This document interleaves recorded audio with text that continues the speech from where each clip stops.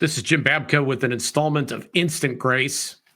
We come to you on a Saturday evening here on the East Coast with tragic news out of Minnesota that there have been successful assassinations, and as of now, people holding on for life. This is a breaking story, and we want to express our condolences to the families. This is a tragedy.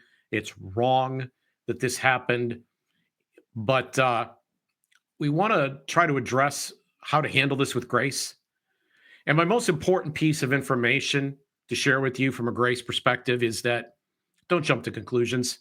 Don't assume that you know, even from some of the circumstantial evidence that has already been given to us, that you know what's happening. You don't. We don't. We all start in these cases in a state of ignorance.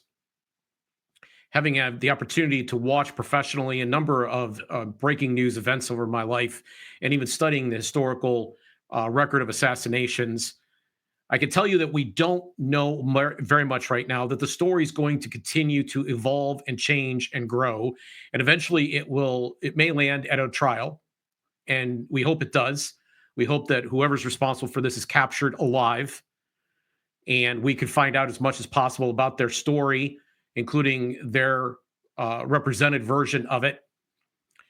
And in the attempt to find that truth, that's where many facts will be revealed, and many others that are even coming out today will turn out to be wrong or falsified or misleading or misunderstood.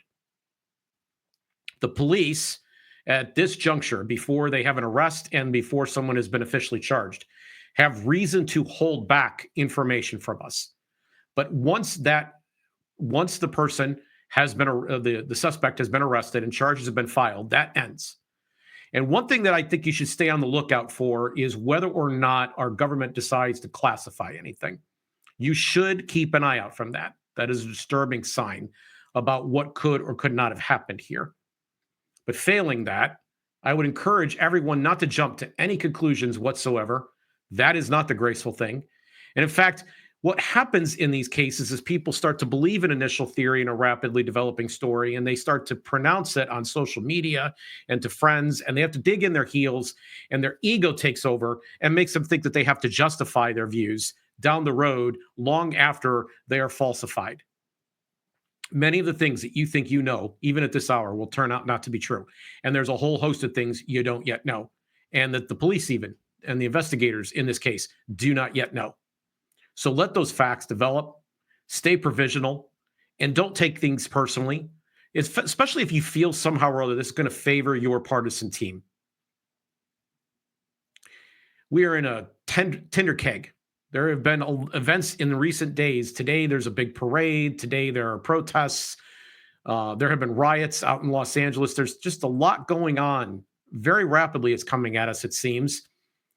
And I can understand why people have fear or uncertainty or doubt about the future and why they would jump to conclusions.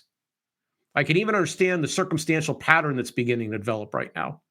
But I plead with you, let's be as kind to one another as we can. The act of grace means don't assert too confidently that which you do not yet know. Let's let this develop in thoughtful prayer for our country and for each other.